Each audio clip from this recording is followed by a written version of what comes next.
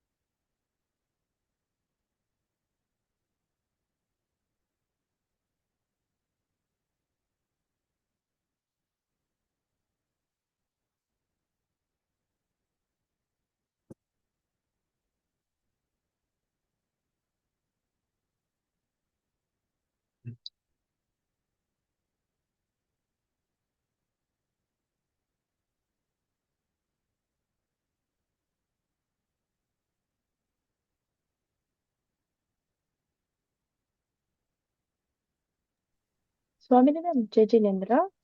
Host किसे बनाना है? और होस्ट मुझे बनाना है। Okay.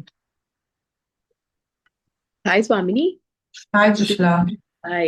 Do we have any other speaker today? No, no. Today I'm going to take the session. Okay, this session. Okay. Let us know when I have to begin. Yeah, we'll have to start with the Navkar mantra. So let's wait for three. I think we'll wait till 3, 2, and then we'll start. Yeah, because I'm seeing only 18 participants have Yeah, yeah. joined. Let's wait. Let's wait for 5 more Okay, minutes. let me in.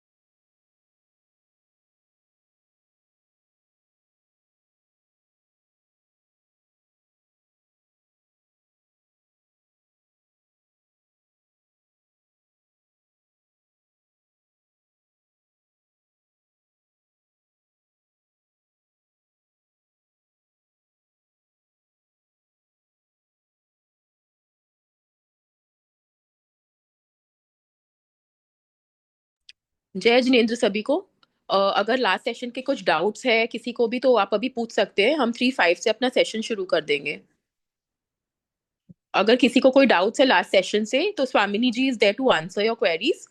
Please feel free to ask her. 1 minute. I missed the last session. Can you brief last session some points what you have explained? Yes, sure. Yeah. I will do it. I will. So, last session था on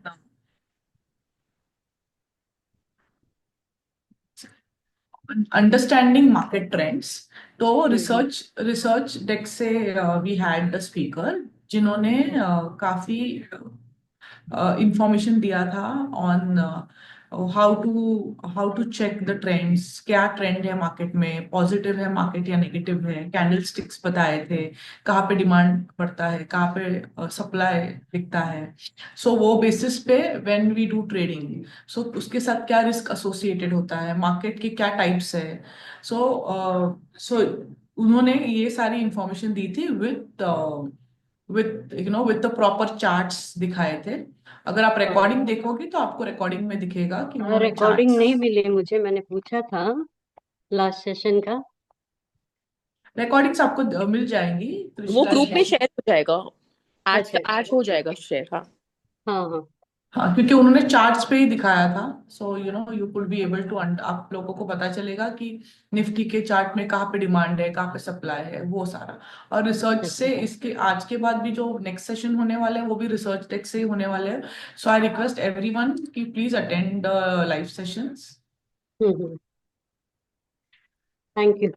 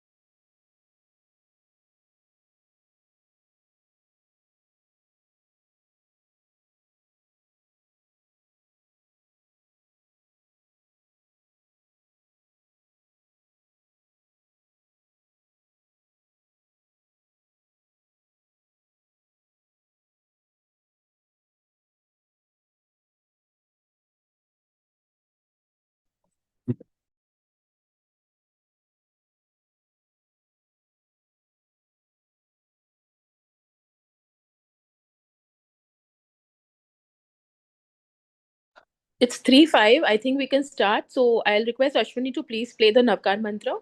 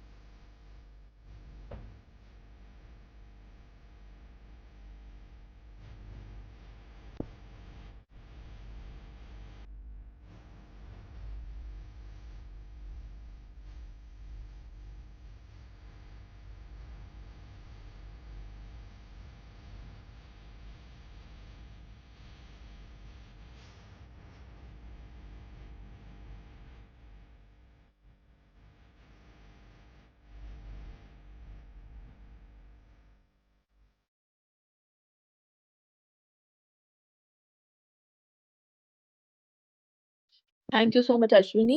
Welcome, Swamini. Swamini is the speaker for the day. Swamini, over to you. Thank you Trishala. आपको बस एक बताना था, ये नवकार मंत्र मुझे सुनाई नहीं दिया। हाँ, I don't know about others can could hear it, but मुझे कुछ भी सुनाई नहीं दिया। वहां पे आपको जूम पे शेयर साउंड करना पड़ता है, Just check with other ladies if they are able to hear. It's okay because मुझे कुछ भी नहीं सुनने में आ रहा. It was audible for me. I don't know about the others. Okay, I'll take care of this. Ashwini, please take care, no? Yes, sure, ma'am. Yeah. Thank you. All right. Okay, friends, please on your cameras. मुझे सबको देखना है.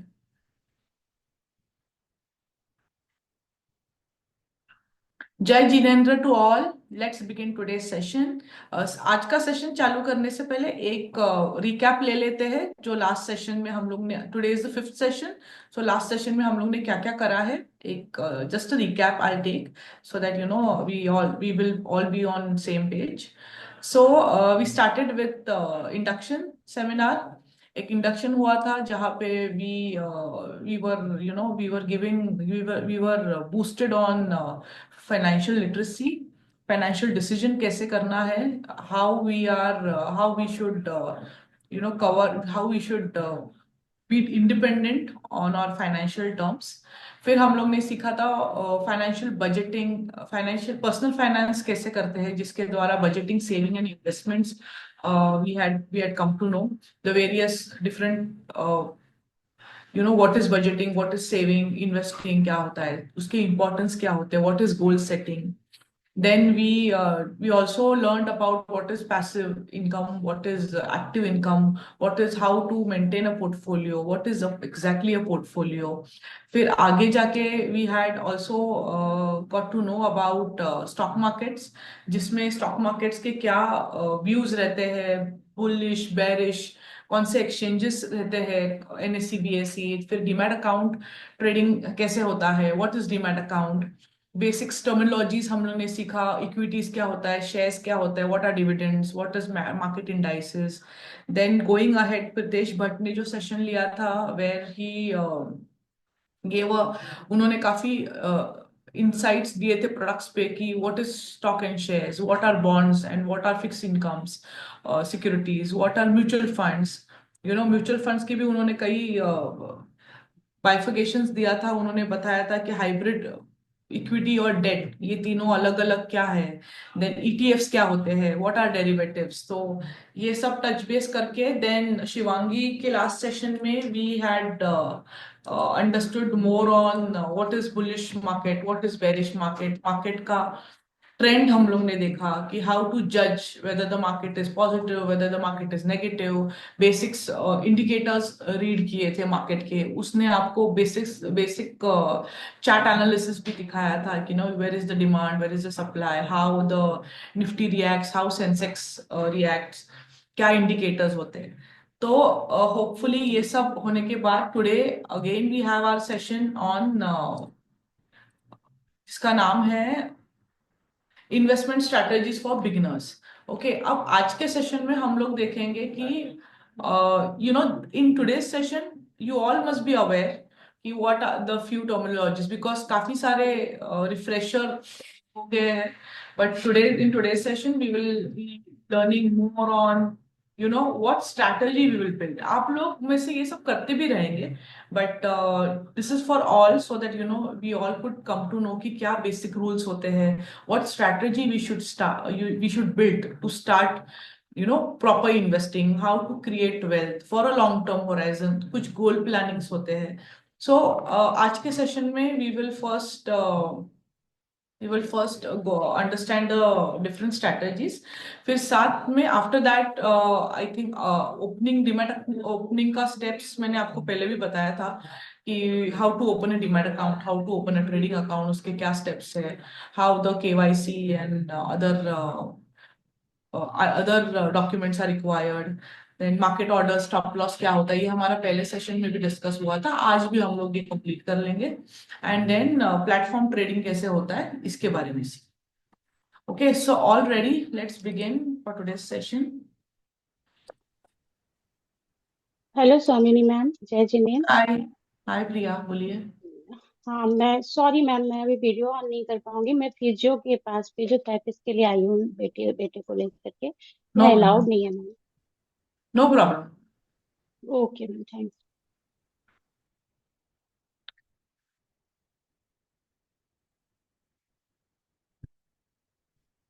आई am sharing my screen friends, एक बार दिखेगा तो please बता देना।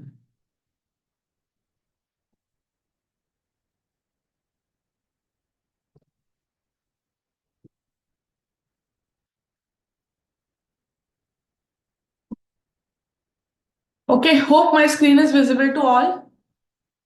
Ashwini, can you please confirm? Yes, ma'am, it's visible. Yes, thank you. So,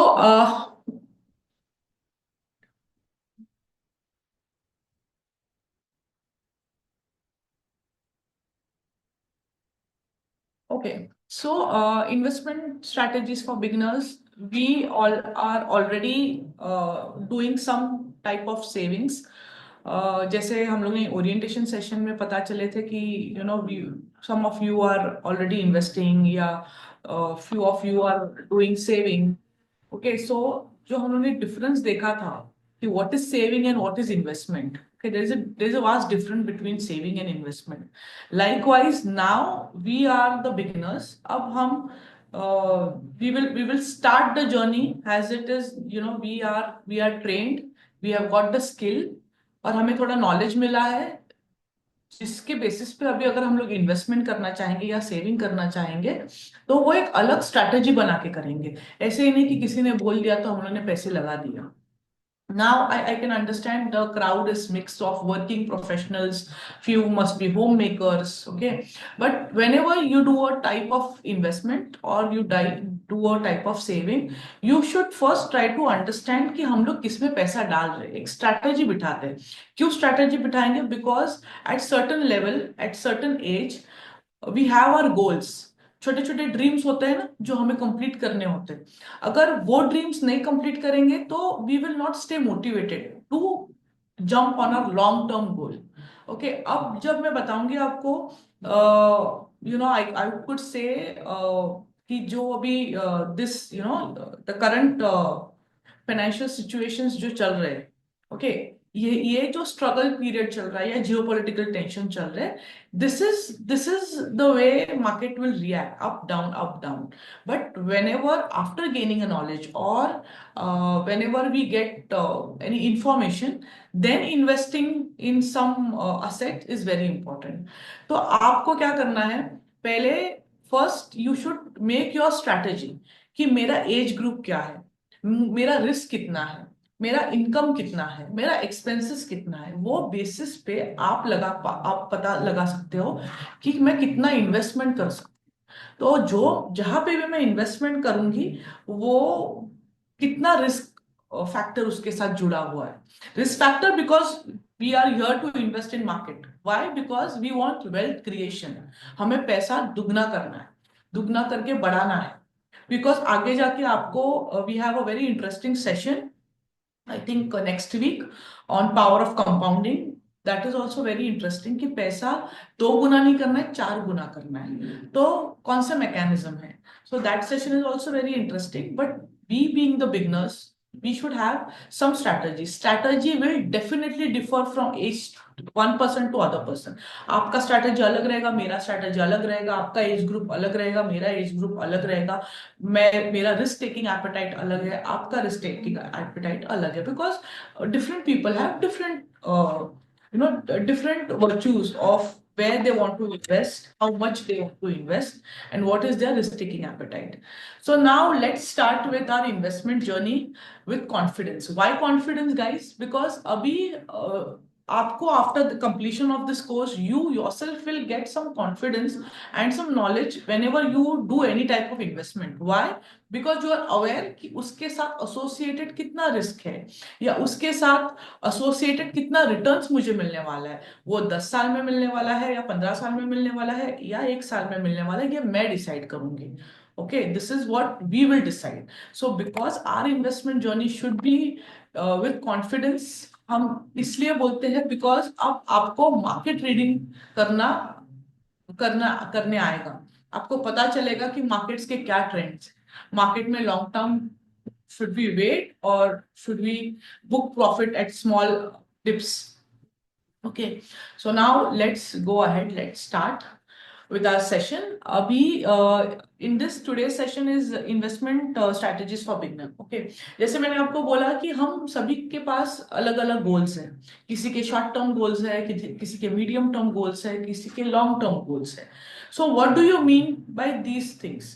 कोई मुझे बता सकता है कि शॉर्ट टर्म गोल्स में आपको क्या समझ में आता है? What is short term goals, what is medium term goals, क्या पीरियड रहेगा इनका? Anyone? In short-term goals, you have a target for 10%, 20% profit. Once you get that, you sell your share. So that is your short-term goal. Yeah, right. You are partially right in that. But here I would also like to add to anyone और किसी को कुछ बोलना है इसके ऊपर? Ma'am short term मतलब अपने जैसे ट्रिप जाना हो, मेरा ये टारगेट है कि मुझे ये फॉरेन ट्रिप जाना है, तो ये शॉर्ट टर्म गोल हुआ मेरा, तो मैं उसके लिए कैसे प्लान करूं, दैट इज शॉर्ट टर्म. घर बनाना है, लॉन्ग टर्म गोल, तो मुझे उसके लिए क्या प्लानिंग करनी है, कितना पैसा जमा करना है, that is a long term goal, तो उसके लिए क्या प्लान करूं उस हिसाब से. Perfect, perfect, very nice. So जैसे आप दोनों ने भी बताया, जो हमें शॉर्ट टर्म के लिए चाहिए, जो अभी इमिजिएटली मुझे चाहिए, ओके, जिसमें मैं इन्वेस्ट करूंगी, वो मेरा शॉर्ट टर्म गोल हो गया.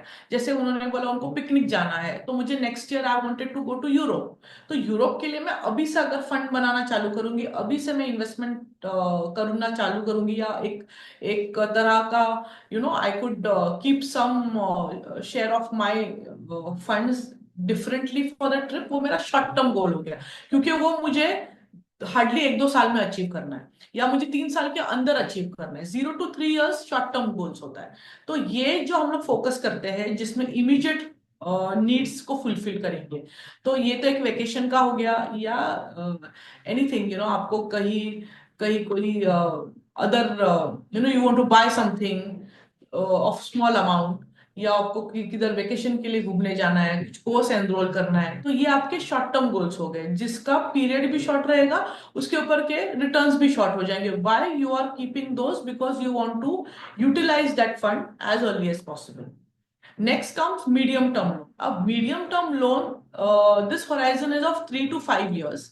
3 से 5 साल का टाइम फ्रेम है. यहाँ पे आप सोच सकते हो विथ योर हस्बैंड्स और with your families, your brother, sister, father, आप लोग बैठ के, अगर if you are involve in any purchasing of large assets, अगर आपको कोई प्रॉपर्टी लेना है, या आपको कुछ कार बाय करना है, कुछ अपने बच्चों का एजुकेशन के लिए फंड्स बनाना है for abroad studies and all.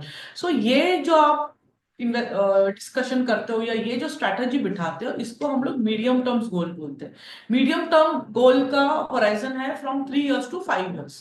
तो 3 से 5 साल के ऊपर जो भी लगेगा, वो आपका मीडियम टर्म गोल है, कि मुझे 5 साल के अंदर ये अचीव करना है, या मुझे मेरा लोन रिपेमेंट करना है, हाउसिंग लोन रिपेमेंट करना है, पर्सनल लोन रिपेमेंट करना है. This is come under your medium term goals.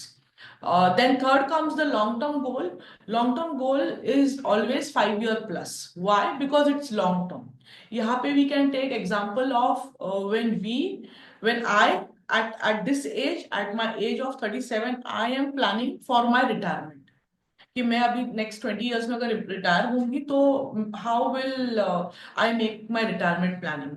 I can't be stay dependent on my husband and my kid. So मुझे उसके लिए वेल्थ एक्यूमुलेट करना पड़ेगा. How will I do my retirement planning? कि after the retirement, because I am not government employ, I will not be eligible for pension, then how मेरा daily livelihood मैं कैसे निकालूंगी? बिकॉज after certain age एक lifestyle set होता है, to sustain that lifestyle we have to plan retirement planning. Okay, so the girls or the women at this age from 35 to 45, definitely they should start your retirement planning, because in next 15-20 years we will start getting retired. So वो retirement planning करना है मुझे. next 50 lakhs का एक provision बना के रखना है for my long term long term survival और for my long term horizon. तो ये मेरा जो प्लानिंग होगा, that will come under long term goals. Okay friends, clear यहाँ तक? So here we break down our goals by the horizon. ये हम लोग गोल्स ब्रेक डाउन करते हैं, which helps us to prioritise and plan effectively. यहाँ से हम लोग sorry sorry to interrupt. Yeah. Short term loan, short term goals का time horizon, I missed it. Can you please repeat? That is from 0 to 3 years. मतलब 3 साल के पहले मुझे अचीव करना है। Okay, जी 3 साल thank के you. पहले अगर शॉर्ट टर्म गोल बनाना है तो वो मेरे क्या रिक्वायरमेंट उसके अंदर बैठेंगे। जैसे मुझे घूमने जाना है या I wanted to buy something of smaller amount. We had because not only ladies but mostly we have dreams, you know, कि हम ड्रीम क्यों करते हैं because we want that, वो अपना डिजायर होता है। And to chase that dream we have to keep some goals. और गोल्स अगर हम लोग short medium and long term के हिसाब से बाइफिकेट करेंगे then it is easily achievable. Why achievable? Because investing in right basket is also important. तो ये मैं आपको बस स्ट्रैटेजी बता रही हूँ।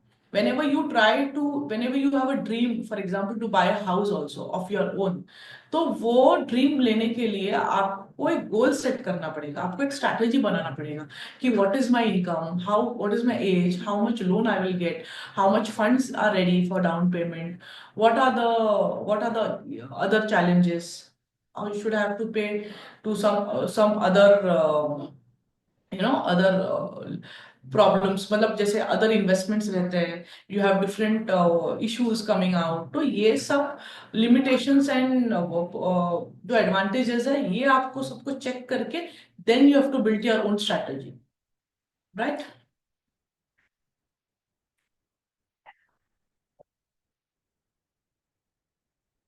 Okay, now there is a rule for not only for beginners but it's a rule, एक उसको financial rule बोलते हैं, that is 50 30 and 20. So let's understand what is this rule about. Any idea about what is this rule of 50 30 and 20? क्या है ये rule?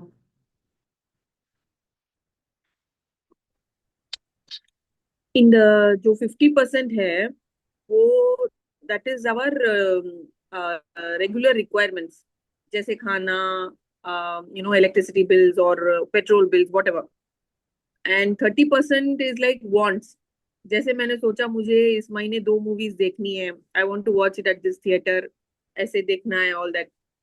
And the last 20% I think is savings, मतलब the savings that I am able to make from my monthly income. Perfect. Perfect. So friends, let's understand this rule. इसे हम लोग बोलते हैं financial rule 50 30 and 20. So जैसे इन्होंने बोला कि 50%, for example I am earning 50,000 per month, तो 50,000 पर मंथ से 25,000 मतलब 50% जो 25,000 है वो मेरा जाता है, वो खर्चा मेरा चला जाता है नीड्स में। अब मेरे नीड्स क्या है? मैं इंसान हूँ, मुझे खाना लगेगा, पीना लगेगा, मुझे यूटिलिटीज बिल भरना है, मुझे ऑफिस जाना है, मुझे ट्रेन से ट्रैवल करना है, मुझे कैब लेना है, whatever. So the needs for a family, for a human being, for parents to handle a family, so these needs, जो खर्चा लगता है हमें सर्वाइव होने के लिए, उसे हम लोग 50% के इसमें रखते हैं। Because 50% is a mostly like second, almost half of your saving goes in your accomplishing your needs. आपका रेंट हो गया, for example you people are anybody is staying in rented house और पेइंग रेंट्स, तो आपका 50% में से एक बड़ा चंक वो हो गया जिसमें you have to pay rents, you have to pay for groceries, you have to pay for utility bills. Utility bills मतलब गैस कनेक्शंस हो गए, इलेक्ट्रिसिटी बिल्स हो गए, there are transportation cost associated with this. तो ये जो मेरा 50,000 की सैलरी में से जो 25,000 है, 25,000 तो नीड्स में ही चले जा रहा है every month. Then coming to wants, 30% wants means these are all non essential expenses. जरूरत नहीं है पर मुझे करना है बिकॉज ये मेरे वांट्स है, ये मेरा एक ड्रीम है, क्योंकि I wanted to go and dine in that hotel, मुझे यही होटल में खाना खाना है, या मुझे एंटरटेनमेंट करना है, मुझे मूवी देखना है, मुझे शॉपिंग के लिए जाना है, which is actually not required, but एक 30% होता है, 30% allocation of our of our income goes into those things because that is the daily need, it's a lifestyle set. Okay, आजकल के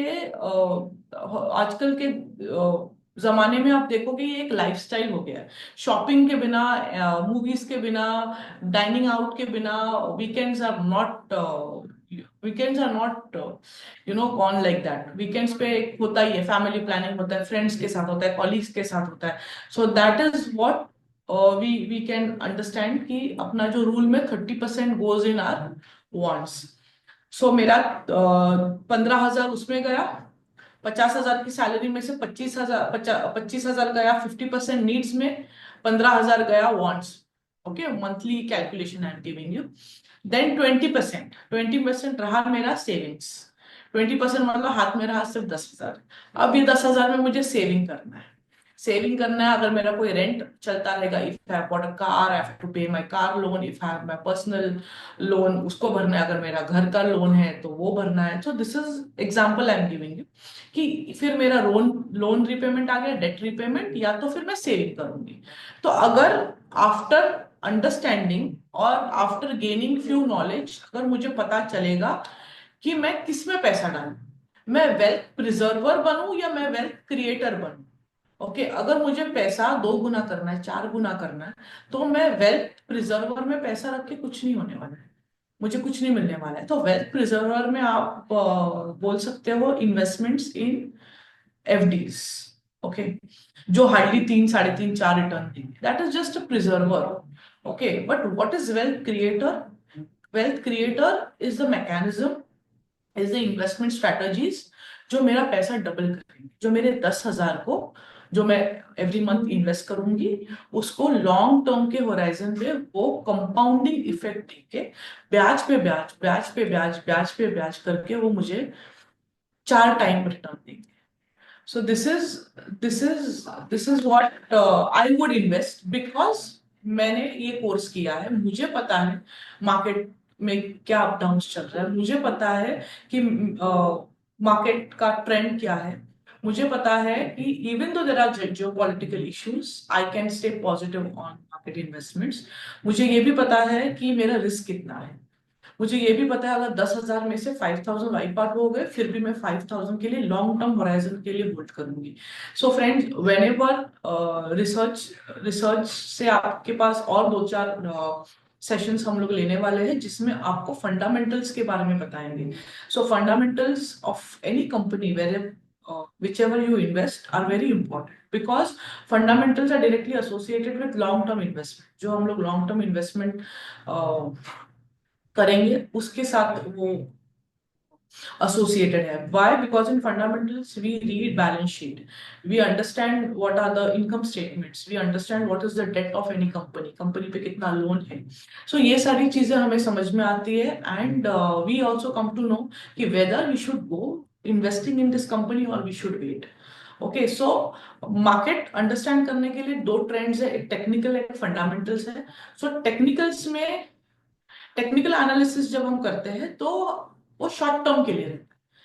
इंट्राडे होता है, मतलब इंट्राडे मतलब जो आज के दिन मैंने ट्रेड ले लिया, बाय किया, सेल किया। व्हाई? बिकॉज आज वॉल्यूम अच्छा है, कल मोदी जी आ गए, मार्केट में न्यूज दे दिया, मार्केट बूम हो गया, मार्केट में कुछ स्टॉक्स ने पॉजिटिव रैली दे दिया, तो वो मूवमेंट मुझे ट्रैक करना था, तो मैंने वो वो अपॉर्चुनिटी ग्रैब किया। बट अगर मुझे लंबा खड़ा रहना है for 8 years, 10 years, 15 years horizon for investing in good stock or build and create my own portfolio which consists of different stocks of different sectors, that is also very important। तो उसके लिए fundamental analysis is very important। So coming back कि अभी मुझे पता है जो 10,000 मेरे 20% सेविंग के हैं वो 10,000 में अगर वेल्थ क्रिएटर में डालूंगी तो ही मेरा पैसा बढ़ने। So what I will do, I would either invest in that 10,000 in SIP or in stock market equity। Why equity? Because के जो equity के जो returns है compared to other investment categories, they are faster। Definitely risk is associated friends, risk तो है ही, but risk taking apatite जैसे मैंने बताया हर एक जने का अलग अलग है, आपका अलग है, मेरा अलग है, इनका अलग है, इनका अलग है। Alright, So whenever we start for any strategy, आप में से अगर कोई भी already investment कर रहे रहेंगे या अभी आप चालू करेंगे, you first sit and make your goals, and then out of whatever salary, if you people are working, so you make your goal कि how much investment from my salary should be done every month. Every month a portion of investment should be there. आप फिर शुरुआत saving से करोगे तो भी problem नहीं, आप शुरुआत एफडी से करोगे तो भी मुझे कोई प्रॉब्लम नहीं, but after you get this habit of saving, initially saving and then understanding what is investing, और फिर थोड़ा थोड़ा आपके रिस्क के हिसाब से अगर आप इन्वेस्टिंग करोगे, then definitely after certain years you will yourself will have a good amount which is entirely yours, which will help to achieve your goals. आपके ड्रीम अचीव करने के लिए आपको यूजफुल रहेंगे, right? Any query till your friends?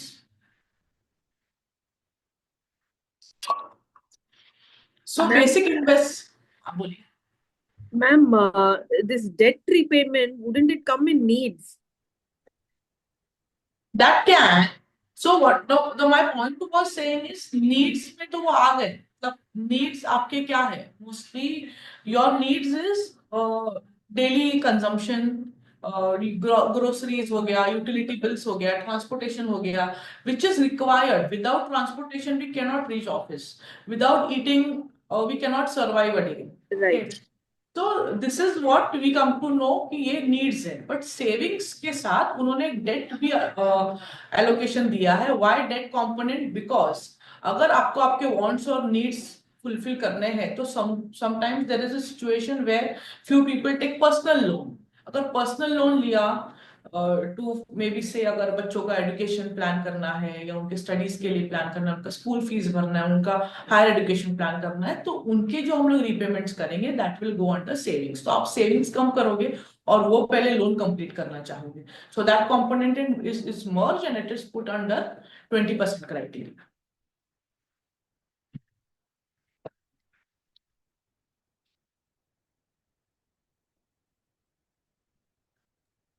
Ma'am, but as you said, we take some loan to fulfill some needs of us, but then later on it becomes a necessity only. No, you have to pay those EMIs on time or whatever the loan that you have taken. Yeah, So won't definitely. it come in? So So what? how will it come in 20% savings? So now if you see, अगर आप saving for example आपने loan, for example मैंने कोई loan ले लिया, मैंने personal loan ले लिया, ठीक है, 50,000 की सैलरी में 25,000 तो मेरा नीड्स में गया. आपको तो पता है आजकल groceries and transportation are so expensive कि वो तो खर्चा होने ही नहीं. फिर उसके साथ अगर मेरे वॉन्ट्स है, I have to go out, I have to take my kid out for entertainment or for for any dining, dinner and all etc. तो उसके साथ उसके बाद जो 10% जो 10,000 मेरे साथ मेरे पास रहता है, वो 10,000 में से अगर मैंने कोई पर्सनल लोन लिया रहेगा तो that I have to repay ना. सो इधर आई हैव टू सेव और इधर I have to repay my loan. तो दोनों में से एक ऑप्शन होगी. दिस इज जस्ट दिस और दिस, मतलब सेविंग कर सकते हो या तो आप डेट रीपेमेंट कर सकते हो. That's it. तो अगर एक बार आपका डेट कंप्लीट हो गया then you can focus on your saving. अगर आप सेविंग पे फोकस करना चाहोगे तब after financial literacy woman will always look for two criteria that on creating more wealth, not on just keeping wealth. Because पहले से इंडियन कल्चर है, if you people must be aware कि हमारी जो दादी थी या परदादी थी वो लोग तो बस पैसे अलमारी में ही रख देते थे, जो पैसा है रख दो अलमारी में, because they were not knowing कि what is the benefit of savings, at least saving. क्योंकि वो टाइम पे in that era there were no banks, there were no financial institutions. Okay, then slowly when things got transparent, when RBI and SEBI got into picture, तब investments and savings जब जब float हुआ, because inflation जिस तरह से बढ़ रहा है, इन्फ्लेशन को बीट करने के लिए जो इक्विटीज फंड बने, so to give more returns on any investments, कैसे पैसा डबल होता है, तब जब सेबी एंड आरबीआई पिक्चर में है, तब लोगों का कॉन्फिडेंस बढ़ा, तब लोगों ने इन्वेस्टमेंट करना चालू कर दिया. Okay, so because in today's this program also, our main aim with Jito community or with Priyanka and team is that only, that we should educate each and every woman, that we should empower her, that she could take her own decisions, she could complete her own goals and fulfill her own dreams. तो ये कारण ही है जिससे हम लोग ये सारी investment awareness programmes we provide to different masses, different groups, so that they could understand कि एक स्ट्रैटेजी बनाएंगे तो ही हम आगे प्रॉपर इन्वेस्टमेंट चैनल आगे बढ़ा पाए. राइट. अब जब हम लोग बात करते हैं नीड्स वांट्स एंड सेविंग्स की, तब there are different investment options available. You all must be aware of stocks. क्या इक्विटी स्टॉक्स है, म्यूचुअल फंड्स है, बॉन्ड्स है, रियल इस्टेट इन्वेस्टमेंट्स है. So these are the different types of investors के wants है, जो इन्वेस्टर्स के base के हिसाब से, इन्वेस्टर्स के रिस्क टॉलरेंस के हिसाब से बनाए गए हैं. किसी का टाइम होराइजन है शॉर्ट, लॉन्ग, मीडियम, किसी के फाइनेंशियल गोल्स अलग अलग है. So considering all these things, investment options are made. अब stock bonds and mutual funds, ये तो रियल इस्टेट, ये तो सारे these are the different parameters where we can do our investments. But सबसे important है वो है systematic investment plan, that is SIP. Why SIP? Because SIP हम लोग 500 रुपीज से भी चालू कर सकते हैं per month. So SIP can be started as less than as 500 rupees. Again, SIP investments are risky because it is associated with market. Everything is linked with market. Whichever things are linked with market, they will carry risk. उसके साथ risk associated है. So I hope you people are aware of SIP. Anyone who want to know more on SIP? किसी को SIP के बारे में जानना है?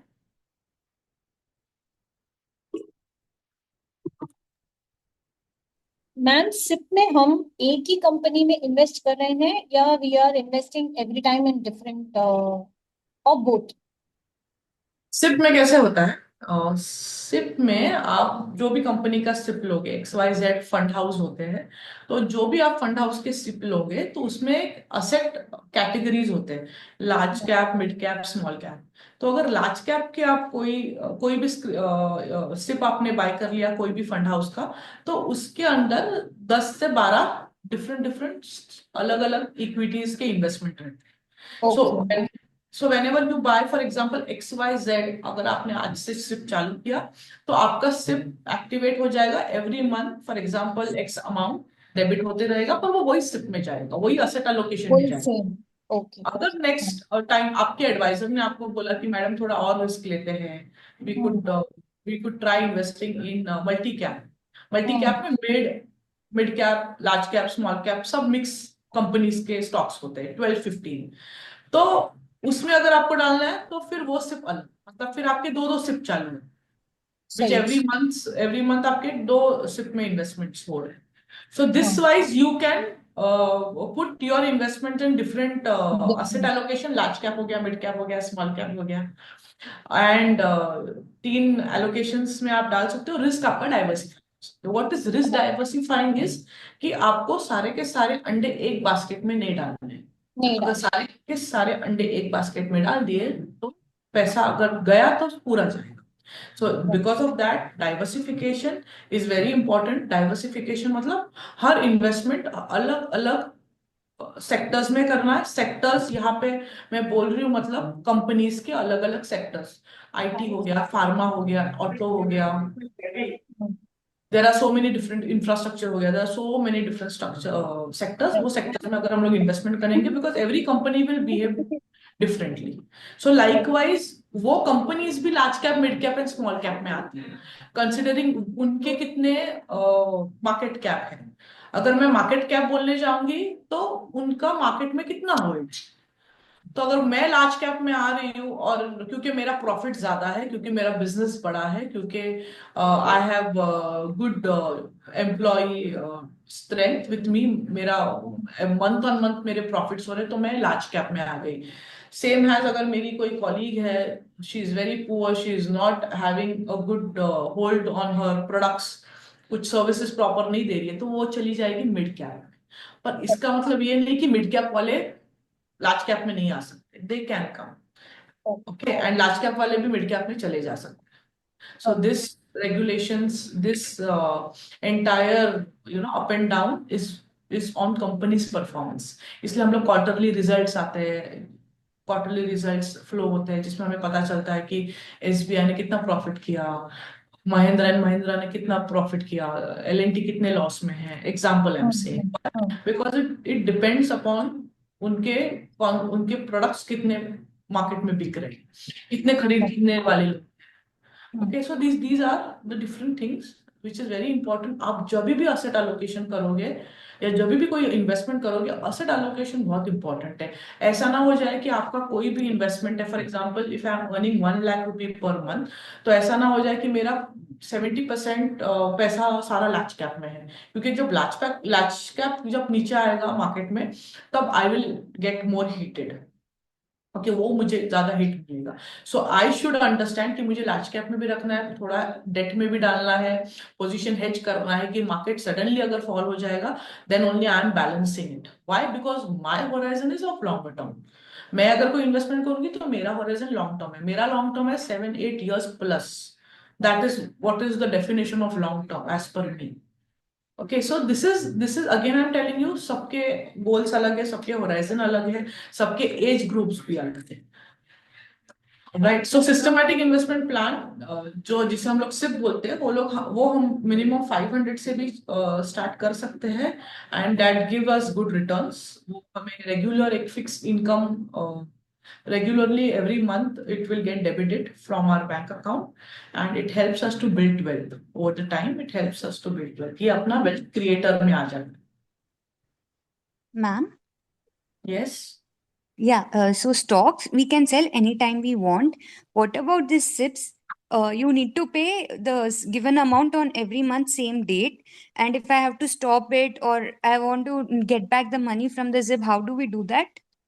I'll tell you. So stocks क्या है? आज मैंने स्टॉक ले लिया, मैं कभी भी बेच सकती हूँ, मैं आज के आज भी बेच सकती हूँ, कल भी बेच सकती हूँ, 10 दिन के बाद भी बेच सकती हूँ, डिपेंड अपॉन। SIP Yeah. में कैसे होता है? सिप में अगर आप ईएलएसएस लेते हो, अगर आप टैक्स पेयर हो, तो वी हैव 2 ऑप्शंस। आप ईएलएसएस भी ले सकते हो, नॉर्मल सिप भी ले सकते हो। अगर आप ईएलएसएस लेते हो, that is equity link saving scheme, जिसे बोला जाता है, मतलब ये इक्विटी लिंक सेविंग स्कीम में अगर आप इन्वेस्टमेंट करोगे सिप के द्वारा, तो आपको टैक्स बेनिफिट मिलेगा। आप आपके इन्वेस्टमेंट डिक्लेरेशन में बता सकते हो कि मैं एवरी मंथ 10,000 का ईएलएसएस कर रही हूँ, जो फॉर एग्जांपल पूरे महीने पूरे साल का मेरा 1,40,000 प्लस जा रहा है, सो आई एम उसमें आपको वेवर मिलेगा। ठीक है, ये हो गया ईएलएसएस। पर ईएलएसएस के लॉक इन आता है, 3 साल तक आप पैसा नहीं निकाल सकते। ईएलएसएस में सिप में 3 years compulsory you have to stay invested, but जो अलग अदर सिप है अदर देन ईएलएसएस, उसमें minimum 1 year also you can keep the investment, you can keep on investment. कभी इन केस आपका आज आपने ये मंथ में सिप चालू किया मई, सो मई में you started SIP for example सिर्फ 10,000, तो मई एंड जून you are able to pay your SIP, okay, because वो ऑटोमेटिक डेबिट हो जाएगा आपके बैंक अकाउंट से। मई जून हो गया, पर जुलाई अगस्त एंड सितंबर कॉन्जिक्यूटिवली मुझे बैक टू बैक 3 महीना अगर आपका बैंक में फंड्स नहीं रहा, या आपका एसीएच मैंडेट में कुछ इश्यू हो गया और आपका फंड्स डेबिट नहीं हुआ, तो सिर्फ स्टॉप हो जाता है।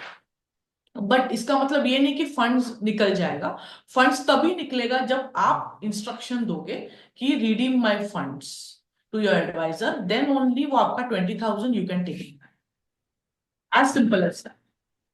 सो फॉर एग्जाम्पल अगर मैं कोई सिप कर रही हूँ 10,000 का, 3-4 साल मैं सिप कर रही हूँ 10,000 3-4 साल हो गया, फिर सडनली मार्केट नीचे आ गया तो मुझे लगा नहीं, मुझे ये रिस्क कंटिन्यू नहीं करना है, मुझे ये फंड में इन्वेस्टमेंट नहीं करना है, तो मैं वो सिप स्टॉप कर भी कर सकती हूँ। पर उसका जो 3 साल 4 साल का जो पैसा पड़ा है उसके अंदर, वो भी मैं वैसे रख सकती हूँ। वो कंपलसरी नहीं है मुझे, अगर मैं सिप स्टॉप करूंगी तो मुझे रिफंड लेना ही लेना है। You can keep that fund as it is, and whenever you find कि market is going up, market is booming, some bullish news है, मेरा एनएवी बढ़ रहा है, तो आप कभी भी निकाल सकते। That is just on instructions. जो लॉक इन हो जाता है 3 इयर्स के लिए जो अमाउंट, मैम तो रिस्क हो जाता है ना, अगर in case we want to take it out we can not take it out then.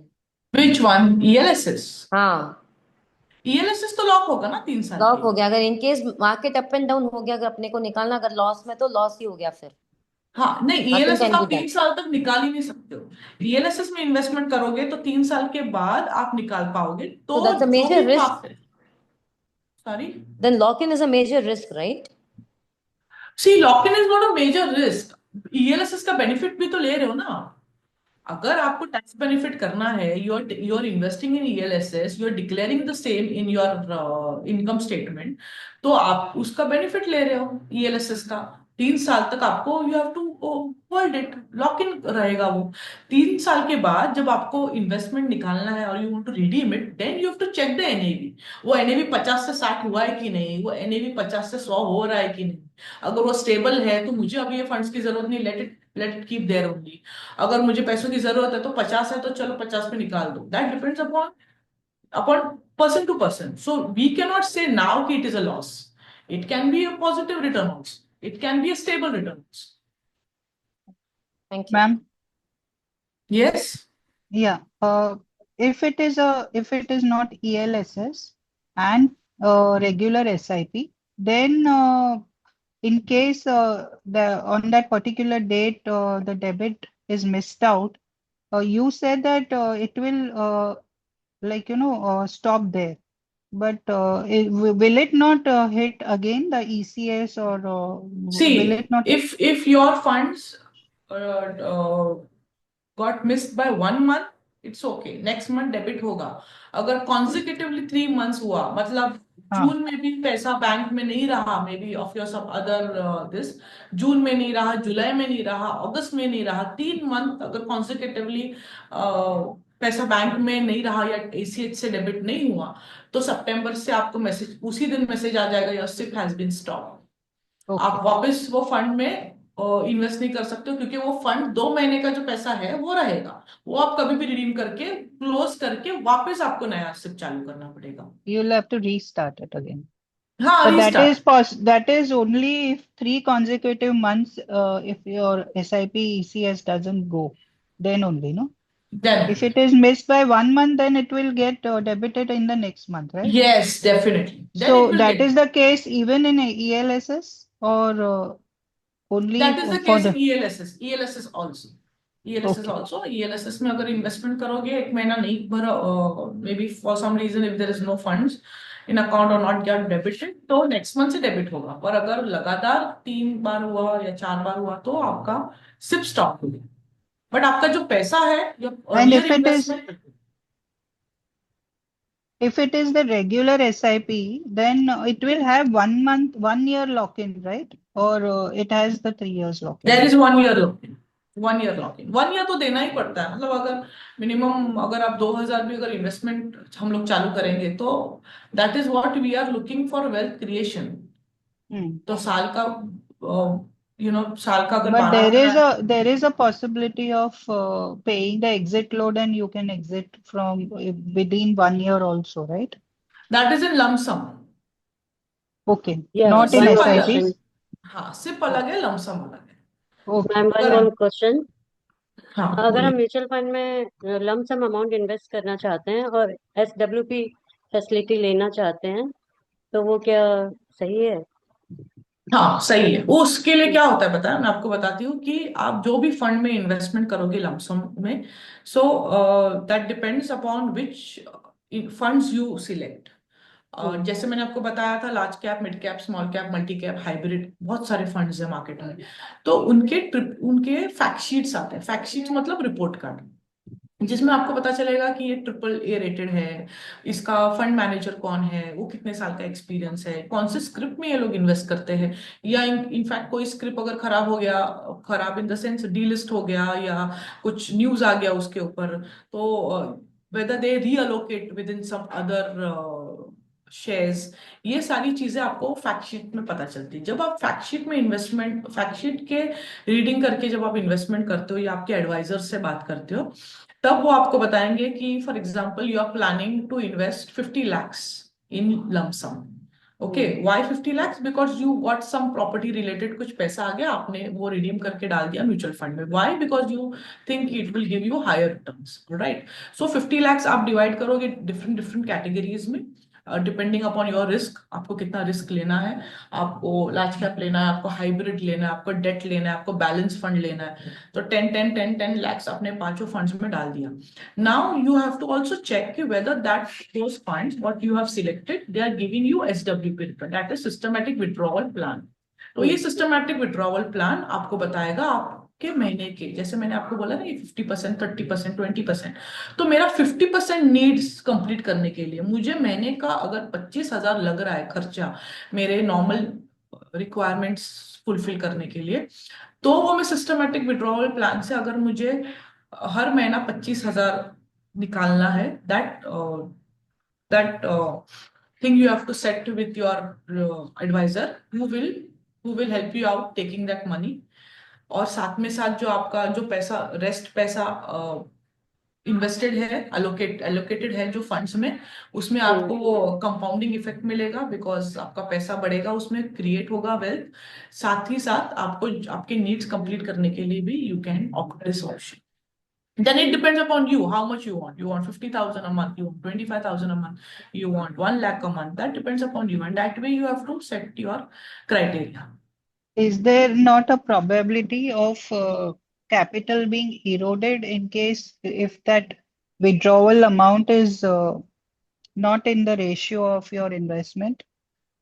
No, see, because there are two things. Capital erodation भी होगा अगर आप you have to first sit and there is a proper calculator. Okay, एक calculator है जहाँ पे आप कितना इन्वेस्टमेंट कर रहे हो lump sum and how much you are getting SWP। आपको कौन से महीने से SWP चाहिए, इमीडिएटली चाहिए या आफ्टर सर्टन ईयर के बाद, जैसे मैंने आपको रिटायरमेंट प्लानिंग बोला।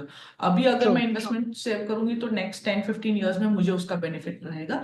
ये वैसा ही अभी आप इन्वेस्ट कर रहे हो and then you want to take, for example you are working now, I am guessing आप अभी यू आर वर्किंग, बट आपको ये पैसे की अभी जरूरत नहीं है, यू वांट इट आफ्टर से 3-4 years, then you want that plan to get activated कि मेरा daily monthly I need some funds to run my house. So that way you have to speak with your advisor and then you should know कि मुझे every month कितना आवे, वो हिसाब से आप SWP plan opt कर सकते। So this advice can be given by the investment advisor, whoever has been handling your of your investments, account, right? of course. They will also Thank give you funds, which funds are in market, which funds are good in investments। इसलिए मैं आपको बोल रही हूँ कि fact sheet read करना is our duty also। We should also understand कि what is the fact sheet, उसमें कितने कौन है fund manager, who will be handling my account, who will be handling your big chunk। So it is our duty also to learn from them कि show me the fact sheet। May be वो नहीं दिखाएंगे, बोले madam बहुत अच्छा fund है ले लो, लेकिन ऐसा नहीं होता है ना। हम लोग अभी फंडामेंटल सीख रहे हैं, टेक्निकल सीख रहे हैं, तो फैक्ट शीट भी तो रीडिंग करना आना चाहिए। वन यस, बोलिए।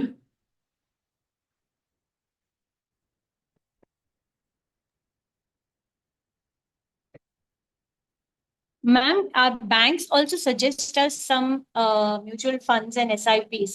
Can can they be reliable? Yeah, I will tell you one thing। See, first, for example, first you should understand कि आपका सिप जो बैंक रेकमेंड कर रही है वो आपका फर्स्ट असेट एलोकेशन है या नहीं। For example I give you, I have 5 SIP activated, तो मेरा असेट एलोकेशन सब डाइवर्सिफाइड है, कोई लार्ज में है, कोई मिड में है, कोई हाइब्रिड में है, कोई डेट में है, माय रिस्क इज डाइवर्सिफाइड। ठीक है, तो अगर कोई बैंक वाला आके मुझे बोलेगा अरे लार्ज कैप ले लो, तो मैं देखूंगी कि भाई मेरा लार्ज कैप में ऑलरेडी 30% का एलोकेशन है, तू मेरे को लार्ज कैप मत दे, तू मेरे को मल्टी कैप दे, मैं और रिस्क लूंगी, तो वो मेरे को मल्टी कैप फंड देगा। अगर उसके पास मल्टी कैप फंड बेचने के लिए नहीं रहेगा, then he will stay quiet और he will give me some other product. Okay, now it will depend upon you. अगर मेरे पास 5 डिफरेंट टाइप्स के हैं तो मैं तो उसको बताऊंगी कि भाई मुझे नहीं चाहिए। आपके पास पांचों भी नहीं है, अगर आपको पहला वाला स्टार्ट करना है, then definitely you can go and understand from him कि भाई कौन से स्टॉक में इन्वेस्ट करने वाला है, क्या है फंड, इसका मैनेजर बता कौन है, कितना एक्सपीरियंस है, कितना रेटेड है, क्या सेबी का इसके ऊपर रिपोर्ट्स आया है। तो फिर आपके लिए स्टार्टिंग इज ऑलवेज गुड। फिर लार्ज कैप हो गया, फिर जब दूसरे महीने वो आपको फोन करेंगे, अरे मैडम मस्त एक मल्टी कैप आ गया है, ये एलोकेशंस है, रिस्क भी कम है, ये फैक्टर्स है, ये क्रिएशन है, तब आप बोलेंगे हाँ मेरे पास लार्ज कैप है पर मेरे पास मल्टी कैप नहीं है, I would like to invest in this. तो आपको बोलेगा मैडम रिस्क भी है, हाँ मैं रिस्क लूंगी, ठीक है। Next time when he will come to you, he will say madam balance fund ले लो, डेट का कंपोनेंट है, गोल्ड का कंपोनेंट है, कोई टेंशन नहीं है, डेट और गोल्ड एकदम ठप करके गिर नहीं जाते जब मार्केट गिरता, साथ ही साथ बैलेंस भी रहेगा। लेना है क्या? आप बोलोगे मैं थोड़ी बुड्ढी हूँ, मैं तो आराम से ले लूंगी, मैं तो अभी यंग हूँ, मुझे कोई रिस्क टेंशन जरूरी नहीं, आई विल टेक रिस्क। तो मुझे रिस्क वाले फंड बता, because higher the risk higher the returns. Balance fund किसको सजेस्ट करेगा? उसको बोल मुझे तो नहीं चाहिए, तो किसी और को सजेस्ट कर। So there is a different age criteria where he will suggest, because you are a risk taker. आप रिस्क ले रहे हो, आप रिस्क ले रहे हो तो क्यों, रिस्क ले रहे हो तो why not higher returns. Okay, so इसलिए मैंने आपको बोला हर एक का गोल प्लानिंग अलग है, because it will affect, it will be depended on your age group, your risk taking appetite. So sorry. Thank you ma'am. You are welcome. तो ये था SIP. SIP investments are definitely advisable. आपको banks वाले भी बोलेंगे, advisors वाले भी बोलेंगे। So just before investing try to understand the allocation. आपको सारे अंडे एक ही बास्केट में डालने या डाइवर्सिफाई करना है, that's it.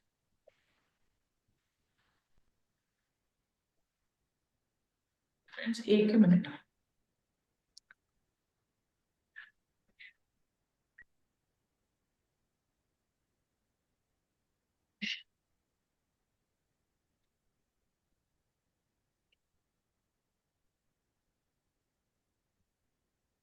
Ma'am, Jio coins बोल के कुछ आया है मार्केट में इन्वेस्टमेंट के लिए। क्या बोल के? जियो कॉइन्स जैसे बिटकॉइन होता है वैसे यहाँ लास्ट रिलायंस टाइम भी ये का। सवाल किसी ने पूछा था बिटकॉइंस के ऊपर। फ्रेंड्स वो सारे रिस्की इन्वेस्टमेंट्स होते हैं। We are beginners and we are here to invest based on strategies. अगर आप स्ट्रैटेजी और प्रॉपर नॉलेज एंड स्किल्स से इन्वेस्टमेंट करोगे, then definitely you will not lose your money anywhere. ठीक है, बिटकॉइंस आप कीजिए, I am not saying no, but first gain knowledge and skill in understanding what is equity. Equity is itself is a huge market. Bearish and bullish ही बहुत बड़ा market है। दिखने के लिए दो वर्ड्स है, ग्रीन रेड, ऊपर गया तो ग्रीन, नीचे गया तो रेड। बट लास्ट सेशन में अगर आपको पता था, जब Shivangi was showing the charts, कहाँ पे डिमांड है, कहाँ पे सप्लाई है, तो ये सारा रीडिंग और ये सारे स्ट्रेटेजीज बेस्ड अगर आप इन्वेस्टमेंट करोगे, then you will be in a better position to take more risk, and then you can build up your strategy investing in bitcoins, because वो risk allocated है। इनफैक्ट आपको अगर याद रहेगा, प्रीतेश भट्ट ने भी आपको बताया था इन what how risky are derivatives। it's not that कि आप डेरिवेटिव मत करो, डू इन्वेस्ट, आपको पता चलेगा व्हाट इज डेरिवेटिव, बट उसके साथ जो रिस्क एसोसिएटेड है दैट इज हाई। वो हमें, that is our duty to inform you all, because you all are beginners। I am aware that you people must be investing in some or the other way। आप equity shares लेते रहेंगे, physical shares रहेगा, savings रहेगा, FDs रहेंगे, gold investment रहेगा, SIP रहेगा, whatever, but derivatives and bitcoin investments या ऐसे सारे investments, they do carry risk. So whenever you want to invest in such things, first take a guidance guidance and understand the entire scenario, फिर आप इसमें investment कीजिए, या you can play in it. Thank you. Okay, so last session में अभी हम लोगों ने थोड़ा कवर किया था how to buy and sell the stocks. So for buying and selling the stocks we have to have a demat account compulsory. जो भी ब्रोकर के साथ अकाउंट ओपन करोगे उसके साथ डीमैट एंड ट्रेडिंग अकाउंट खुल जाता है.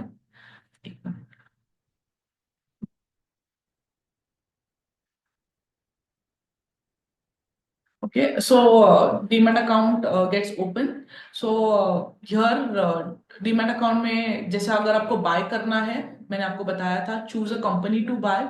सो whenever you choose a company to buy you should first understand कि ये कौन से सेक्टर में है, ये कंपनी काम क्या करता है. ये ऑटोमोबाइल्स बनाता है या ये गाड़ियां बनाता है या ये फ्यूल निकालता है, ये विंड एनर्जी बनाता है, ये क्या बनाता है. जब तक आपको पता नहीं चलेगा कि ये कंपनी क्या बनाता है तब तक उसमें इन्वेस्टमेंट हम लोग नहीं कर सकते.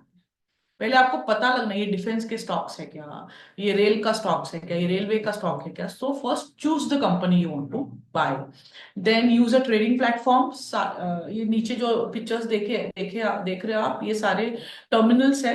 रेड एंड ब्लू इंडिकेट करता है price plus and minus. So blue indicates plus, मतलब पॉजिटिव डिमांड है, वहां पे बायर ज्यादा है. रेड हाईलाइट करता है कि यहाँ पे सेलर है, सेलर्स ज्यादा है, सप्लाई हो रहा है वहां पे. Okay, so these are the trading platforms. आपके पास भी अगर कोई डिमैट अकाउंट्स रहेंगे तो डेफिनेटली आपके भी ट्रेडिंग टर्मिनल्स रहेंगे ऑन योर मोबाइल्स और on the websites.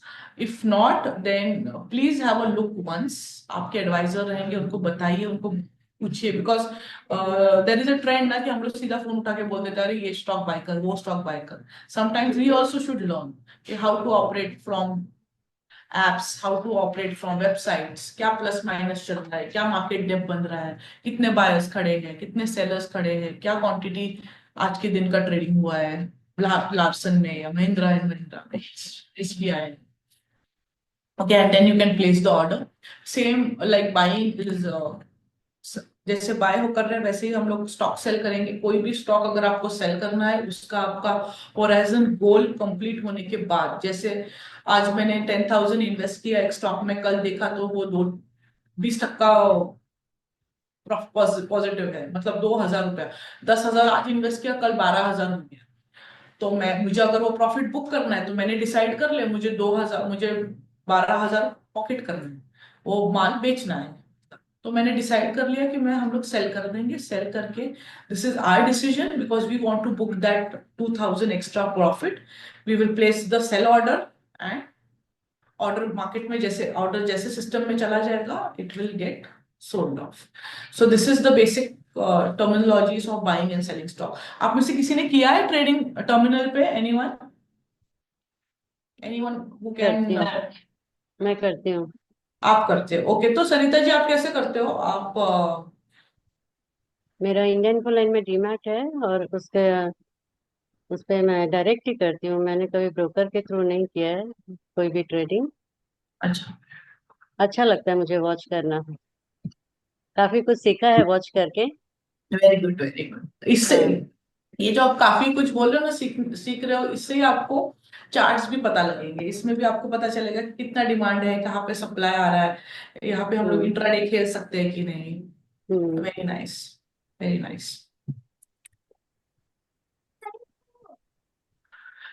So this is again just a refresher for you guys. Opening a demat and trading account for uh, any investment in equities, आपको एक broker select करना पड़ेगा.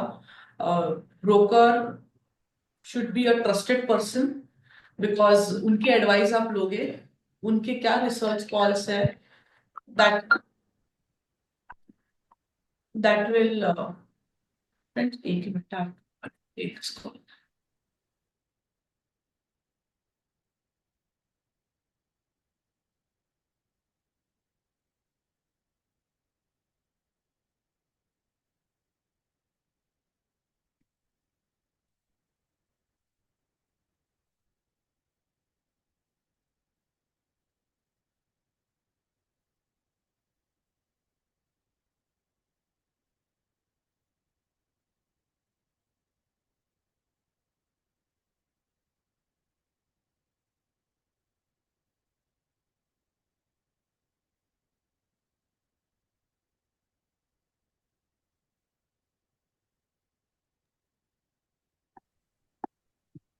Sorry, friends. So whenever you select any broker for opening a demat and trading account, please be vigilant in understanding कि broker trusted है या नहीं, उनके platform trusted है या नहीं, उनके रिसर्च कॉल्स आ रहे हैं या रिकमेंडेशन कोई आ रहे हैं तो क्या बेसिस पे आ रहे हैं, what research they are doing, ये सारी चीजें करके open a demat account with that broker. You have to submit various proofs and documents to get your account activated.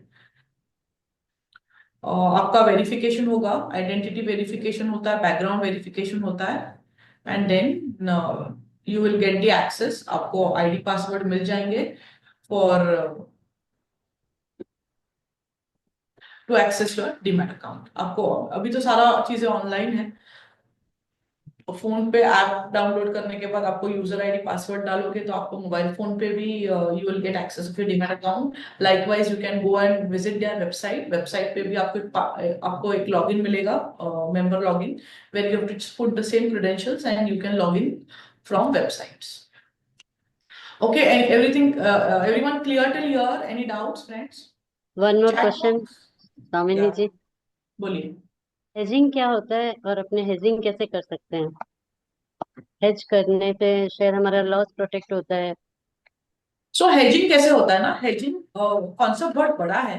Hedging में कैसे होता है, फॉर एग्जांपल जब आप डेरिवेटिव्स में ट्रेड करोगे, जब आप फ्यूचर एंड ऑप्शंस में ट्रेड करोगे, तब आप अगर कोई एक चीज पे पॉजिटिव हो, फॉर एग्जांपल आपके पास रिलायंस इंडस्ट्री 2000 क्वांटिटी लेके रखा है आपने, और वो 2000 रिलायंस का आज भाव चल रहा है 10 लाख रुपए. Okay, I am just giving you example. तो ये 10 लाख रुपए आपको होल्ड तो करने हैं, बिकॉज आपको लगता है कि नेक्स्ट एजीएम आएगा, रिलायंस का स्टॉक बढ़ जाएगा और मुझे रिलायंस में इन्वेस्टेड रहना. Next one minute, take this call.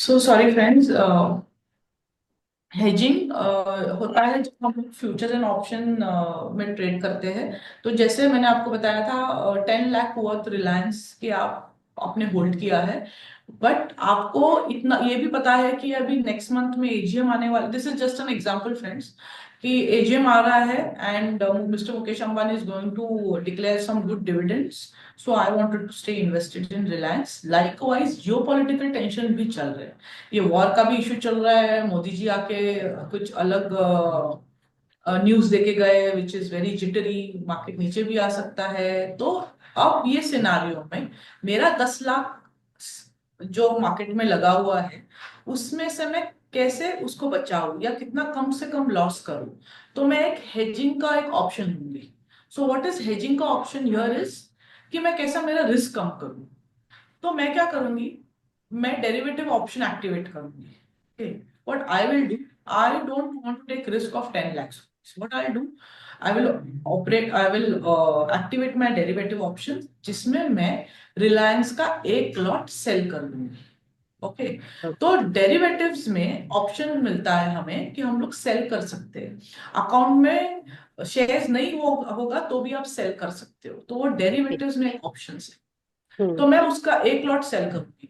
तो इन केस अब मेरा 10 लाख का रिलायंस का स्टॉक है, 2000 क्वांटिटी जो मार्केट में खड़ा है, साथ ही साथ मेरा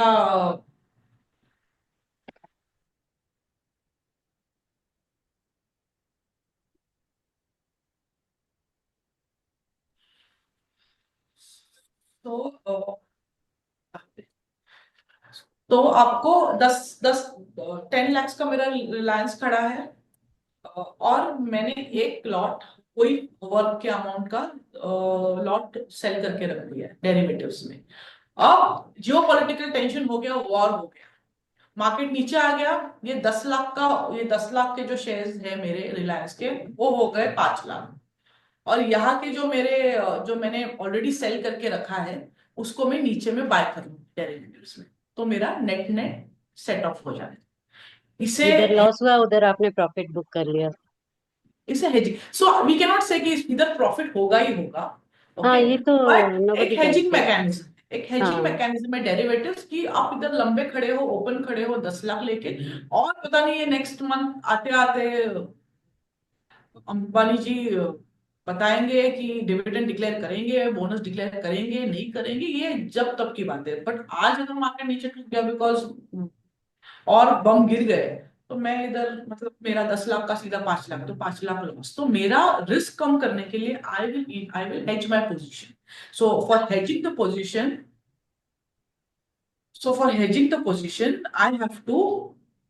I have to opt for derivatives.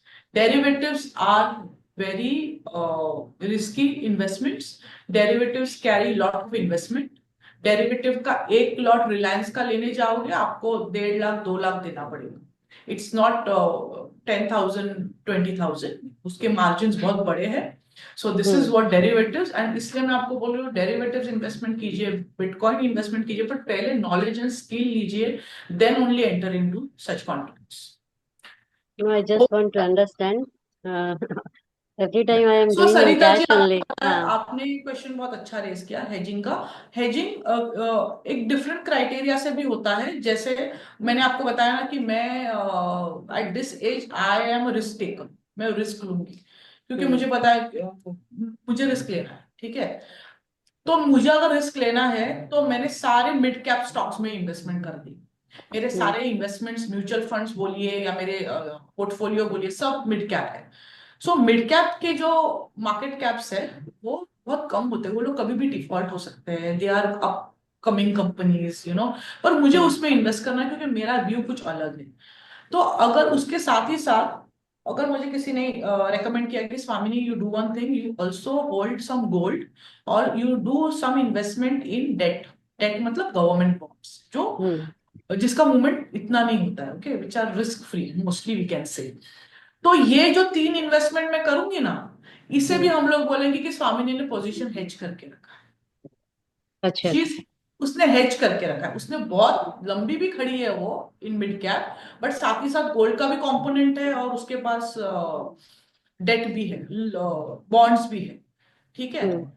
तो ये क्या किया मैंने, पोजीशन हेज किया है। मुझे पता है ये मेरा म्यूचुअल फंड और मेरा पोर्टफोलियो में मैंने सारे बीई ग्रुप या जेड ग्रुप्स के रखे हैं, बट मैंने पोजीशन हेज किया है। और जो मैंने ये भी ये एक तरह का हेजिंग ही है, and hedging is very important, hedging करना इज वेरी इंपॉर्टेंट। पर ये जो मैंने लाइव मार्केट सिनारियो दिया था, that is to to play the game of of generating more income in short term. मतलब एक चीज पे आप पॉजिटिव हो, पर अगर मार्केट सिनेरियो ठीक नहीं है तो आप वो डेरिवेटिव्स का कॉन्ट्रैक्ट शॉर्ट कर सकते थैंक यू, वेरी क्लियर।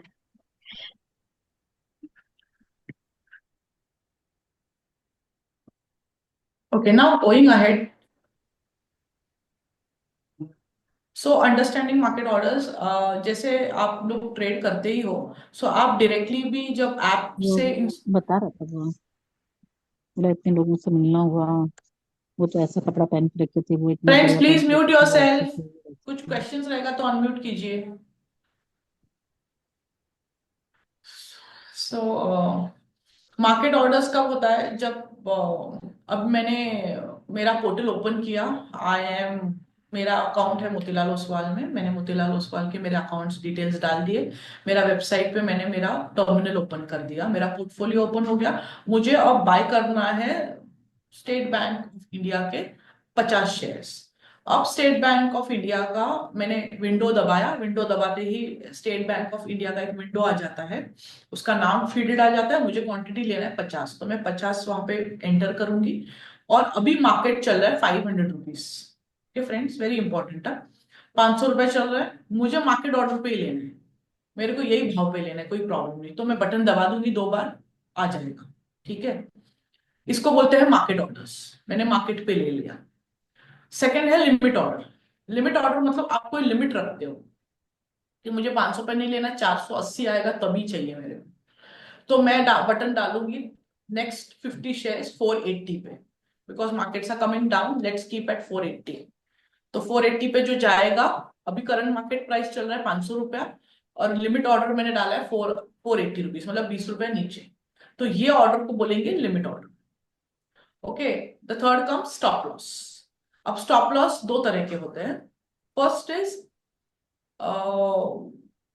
मैंने फर्स्ट तो 500 रुपए पे ले लिया मार्केट ऑर्डर पे 50 शेयर, दूसरे 50 मैंने रखे 480 पे।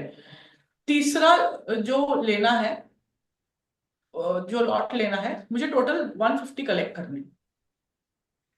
तो तीसरा अगर मुझे लेना है तो मैं एक उसका ट्रांच रखूंगी। ट्रांच मतलब एक लिमिट रखूंगी कि 480 से लेके 490, ये 10 रुपए के बीच में अगर कभी भी रिलायंस स्टेट बैंक का भाव आ जाएगा तो स्टॉप लॉस हिट हो जाना चाहिए और वो शेयर्स मेरे अकाउंट में आ जाने चाहिए। तो this is the way we can keep stop loss for any stock to buy at the rate what we want. मुझे वो 10 रुपए के गैप में चाहिए या 2 रुपए के गैप में चाहिए या 6 रुपए के गैप में चाहिए, तो वो मैं डिसाइड करूंगी। और वैसे मैं दोनों रेट्स डाल दूंगी कि 50 शेयर लेना है 480, लिमिट में डालूंगी 490 and order will go in the system. तो 480 से या बोलिए। Sorry. In stop loss, that means two prices are to be mentioned, right? The upper and the lower. Right, Whatever. Whatever. So ऐसा भी नहीं होता है कि 500 रुपए चल रहा है आप लोग सीधा 400 डालेंगे। It has to be the range at what we want to take the shares. तो जैसे मैंने मिड कैप, लार्ज कैप या असेट एलोकेशंस आपको बोले ना, तो ये सारे कंपनीज के जो मूवमेंट होते हैं वो भी टिक साइज पे डिपेंड होता है। तो रिलायंस इंडस्ट्री अगर 10 रुपए घूमता है for example say in a minute, तो एमआरएफ हार्डली आधा 1 पैसा घूमेगा, 1 रुपया घूमेगा। ठीक है, because that is what is called the asset allocation. सब 10-10 रुपया 20-20 रुपया नहीं दौड़ेंगे in a minute. Okay, it will depend upon the tick size, वो लोग कौन से टिक साइज पे घूम रहे हैं, बिकॉज सबके फेस वैल्यू अलग है। हर एक स्टॉक के फेस वैल्यूज अलग है, हर एक स्टॉक के मूवमेंट अलग है, उनके बायर सेलर्स अलग है। मैम या ma'am, now when we put this limit price, like you said 480 to 490, तो जब भी 490 आएगा, it will the terminal will automatically buy, or it will wait for it to go down. 90 आ गया and 489 भी आ गया ना, तो 89 एंड 90 में it will gate hit. Okay. So sometimes there are sometimes scenarios where market gives a straight away downwards thing, okay, सीधा supply निकल जाता है। This happens mostly in block deals. I hope आप लोगों को ब्लॉक डील याद है। तो ब्लॉक डील्स में क्या होता है, ह्यूज क्वांटिटी में चला जाता है, तो दैट टाइम 480 में भी आ जाएगा। देन यू विल से अरे मैंने तो 490 डाला था, तो आपका बेनिफिट है, इट्स योर बेनिफिट कि आपको 9 रुपया डिस्काउंट में मिल गया और 10 रुपी डिस्काउंट में मिल गया। But it also happens upon the debt. If you open the window of any of your broker and if you try to buy any stock, एक मार्केट डेप्थ करके एक विंडो आ जाता है जिसमें you will be able to understand कितने buyers खड़े, कितने सेलर्स खड़े, क्या क्वांटिटी हुआ है, क्या क्वांटिटी में ट्रेडिंग हुआ है, कितने क्वांटिटी का बाइंग सेलिंग हुआ है, everything you will come to know in that day. So whenever next time you sit on the terminal, try to understand what are the different types of investment patterns जो आपके screen पे दिख रहे before buying anything. Now this is stop loss for buying, stop loss for selling भी होता है। Now I have shares in my account of say Tata Steel. Now Tata Steel is currently quoting at say 500 rupees. Okay. And I am very busy entire day. I will not have time. मेरे पास time नहीं है। सुबह 9 बजे मैंने market देख लिया, market कुछ खास नहीं था, बट मुझे वो जल्द के जल्द बेचना है Tata steel, because I M in need of fund, मुझे पैसे चाहिए। तो मैं टाटा स्टील का एक स्टॉप लॉस सेलिंग ऑर्डर डालूंगी। तो मैं क्या करूंगी, जो मेरे स्टॉप लॉस जो अभी मैंने 10-10:30 बजे तक देखा, तो Tata steel was hovering around that 500 level, 500, 510, 20। मुझे टाटा स्टील बेचना है 580 रुपीज में। This is what I want to sell it. तो मैं क्या करूंगी, मैं विंडो ओपन करूंगी, सेलिंग विंडो, मैं 580 से लेके 590, वो 10 रुपए के गैप में मैं सेलिंग स्टॉप लॉस ऑर्डर डाल दूंगी। और वो मैं स्टॉप लॉस ऑर्डर एक दिन के लिए नहीं डालूंगी, पूरे महीने भर के लिए डालूंगी, क्योंकि मेरे को कुछ भी करके बेचना, I am in need of funds. तो आज अगर वो हिट नहीं हुआ, वो मैं भी कल भी चांस ले सकती हूँ, तो मुझे कल वापस अगर ऑर्डर दोहराना नहीं है तो वो मैं पूरे महीने भर के लिए भी डाल सकती हूँ, या 10 दिन के लिए डाल सकती हूँ, या 5 दिन के लिए डाल सकती हूँ, फिर just select over there and I will put the order in the system. तो वो जब भी हिट हो जाएगा फ्रॉम 580 टू 590, मेरा स्टॉक बिक जाएगा। Clear friends, clear? Ma'am, I have one more query. Like you said, this when you put this limit of 480 to 490, अभी 490 पे आया and my buy call is gone. मैंने खरीद लिया. Now suppose वो वापस 480 down हुआ, तो will it again re-trigger that or it's done? No, you got the shares at 490. If you want to buy at 480 again or 580 again, you have to immediately Again put an order. again click the button. Okay. Friends, stop loss, selling stop loss, got it, everyone? Sometimes we are busy, we don't have time, we are traveling, so that time we can put these orders of stop loss in the system, and then there is no need of tracking, because you will get the notification on your through SMS and emails. Even stop loss is also used in live trading also.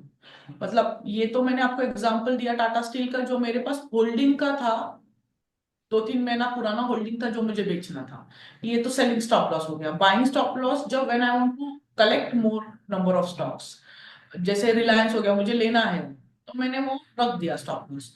यही stop loss आप normal intraday trading में भी कर सकते हो। Intraday trading में कैसे करोगे, आज एयरलाइंस के स्टॉक सब नीचे है, because airports are close, flights are not running, airlines stocks are not moving ahead, सब बंद पड़ा है एयरपोर्ट्स। सो हम लोग ने क्या किया, हम लोग ने आज गलती से ट्रेडिंग कर लिया एयरलाइन स्टॉक में, वो मैंने गलती से बाय कर लिया। अब बाय करके आ गया और वो नीचे नीचे नीचे नीचे ही जा रहा है, ना वो स्टेबल है ना वो ऊपर, तो छोड़ो ही, वो नीचे ही जा रहा है। अब मैं क्या करूं, और मेरा 3:30 बजे के पहले मुझे वो स्क्वायर ऑफ करना है। ठीक है, अभी मैंने मॉर्निंग में गलती से वो स्टॉक ले लिया, मुझे लगा कि ठीक है इसमें कुछ मूवमेंट रहेगा, but stock is coming down. 500 का स्टॉक सीधा हो गया 400 रुपया, मतलब 100 रुपया तो ऑलरेडी मेरा लॉस है on one share, and into multiple shares I am holding. अब इतना बड़ा लॉस लेने से अच्छा तो मैं सोचूंगी चल अभी 100 रुपीज तक तो नीचे आ गया, 400 हो गया, अगर वो 400 के नीचे 10 रुपया भी आएगा, I will stop my loss, I will stop my loss for the day. मैं वो लॉस बुक कर लूंगी, मैं वो 100 रुपया, मैं वो 110 रुपया बुक कर लूंगी। Stop loss is very important mechanism for beginners. आप लंबे खड़े नहीं रह सकते हो मार्केट में whenever you are doing intraday. Friends, please understand, after the sessions, after the program, whenever you will start your own investments or you will start your own trading, please be clear, जो भी intraday करोगे आपको stop loss system में डालना ही है। Stop loss बहुत important factor है, एक पैरामीटर है, जिसके बिना आप इंट्राडे ट्रेडिंग नहीं कर सकते। For intraday trading and for a beginner, stop loss is very important. Stop loss should go in the system immediately. So we have a mechanism, आप stop loss और take profit दोनों भी एक ही साथ डाल सकते हो सिस्टम में। So this system understanding, software understanding is very important to you. आप जो भी broker के साथ हो, आप समझ लेना उनसे कि how 2 orders will go at a time, stop loss and take profit. Those both orders should go in the same system itself, in the same time. So what is take profit? I will explain you that also. मैंने airlines का stock ले लिया 500 रुपए पे, 400 रुपया हो गया वो, और मेरा 10 रुपए अभी रिस्क लेने का ताकत है, मतलब 110 रुपए का, तो मैंने वो स्टॉप लॉस डाल दिया 10 रुपए के डिफरेंस वाला। पर मुझे ऐसे भी लगता है कि 3:30 के पहले मैं उसको टेक प्रॉफिट भी डाल दूं, थोड़ा भी ऊपर आ जाएगा तो मेरा हिट हो जाएगा, तो सेम विंडो में टेक प्रॉफिट का भी एक ऑप्शन होगा, जिसमें आई विल पुट से 510 रुपया, मुझे 10 रुपए ही कमाना है उसके ऊपर, तो वो दोनों सिस्टम में चले जाएंगे, तब you will have the option of closing the position. Intraday position should be closed अगर आपको इंट्राडे करनी है, तो अगर आपको नेक्स्ट डे लेके जानी है then you can stand in the position. So whenever you do trading, first be focused in which stock you are choosing, okay, because वहां पे T2T स्क्रिप्ट रहते हैं जो आप जिसमें आप PTST नहीं कर सकते। PTST मतलब आज लेके कल नहीं बेच सकते हो, आपको पहले डिलीवरी आएगा तो ही आप बेच सकते हो, जैसे हम लोग ने वो प्रीवियस सेशन में पढ़ा था। So whenever you do any trading, just try to do it with A group, B group, so that you will create a good confidence in you कि आप ट्रेडिंग कर सकते हो ऐसे। क्या कर रही है वो? Any queries, friends, still here? कुछ सवाल?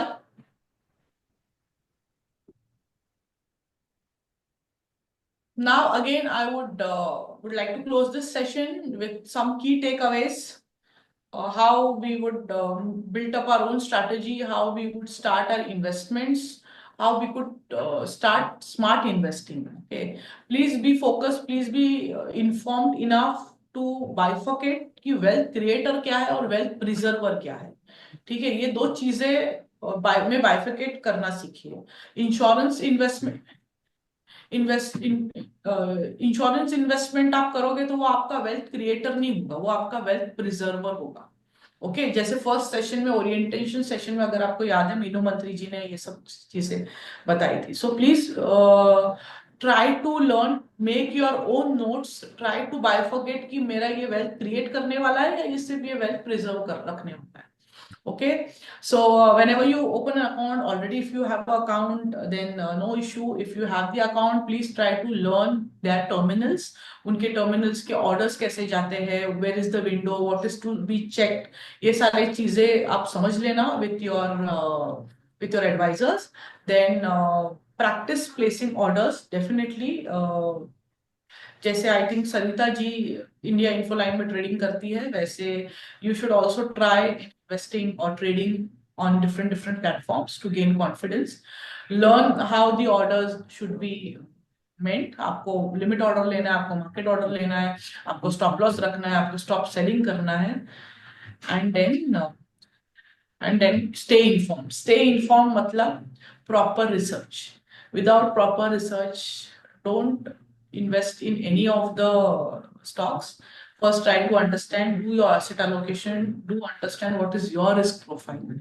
Okay, आपके गोल ओरिएंटेशन करिए, आपका long term, short term, medium term view रखिए, make your goals, your dream come through, and then allocate your fund accordingly. Ma'am, Yeah. can you just repeat what is this take profit once again? What is take profit? मतलब how take profit वो can you profit मतलब Yeah. Normal profit. मैंने आपको बताया ना कि market क्या होता है, every time the market is not stable. कभी कभी कुछ भी न्यूज आता है, कोई सेक्टर में कोई मूवमेंट आता है, स्टॉक स्पेसिफिक अप डाउन होते हैं, there are sometimes management change होता है, या कोई बोर्ड ऑफ डायरेक्टर नीचे चला जाता है, मतलब निकल जाता है, तो स्टॉक स्पेसिफिक मूवमेंट्स आते हैं। मार्केट इकोनॉमी अगर खराब हो गया, वॉर जैसे सिचुएशन आ गए, तो entire market is disturb even though you invest in any of the future. So to hedge the risk, आपने, जैसे मैंने आपको बोला, मैंने गलती से एयरलाइन स्टॉक में शेयर्स बाय कर लिए, इन्वेस्ट नहीं कर लिए, मैंने गलती से मार्केट में ऑर्डर डाल दिया। अब मुझे पता है ये नीचे नीचे नीचे जा रहा है, मेरा रिस्क टेकिंग एपेटाइट भी चला गया, मतलब 110 रुपया अगर मैं लॉस कर रही हूँ और मेरे पास 50 शेयर है, तो मैंने दिन भर में ही 550 रुपया गवा दिया, और उसके ऊपर जो टैक्सेस लगता है, जो ब्रोकरेज लगता है, वो अलग। मतलब आज के दिन मैंने 6000 का लॉस तो बुक कर लिया, बराबर। पर कभी कभी ऐसे होता है ना कि एक यू टर्न आ जाता है, डिमांड पुल अप हो जाता है, बायर्स आ जाते हैं मार्केट में, तो वो हिसाब से I can put a take profit order. तो वो ऑर्डर डालने के लिए आपको आपके एडवाइजर्स को पूछना पड़ेगा कि आपके टर्मिनल पे वो कहाँ पे ऑप्शन है, तो मुझे 10 रुपए ही कमाना है, क्योंकि अभी तो 2:30 बज गया है, 3:30 बजे मार्केट खत्म होगा, 1 घंटे में क्या ही खींचेगा। पर फिर भी आई एम पॉजिटिव कि चल डाल के रख देती हूँ, क्योंकि दिन भर में टाइम नहीं मिलता है। तो this is where we as a housewife और we as a business professionals और होम मेकर, हमें टाइम नहीं मिलता है कभी कभी एवरीडे मार्केट पूरा 9 9 घंटा मार्केट के सामने बैठने के लिए।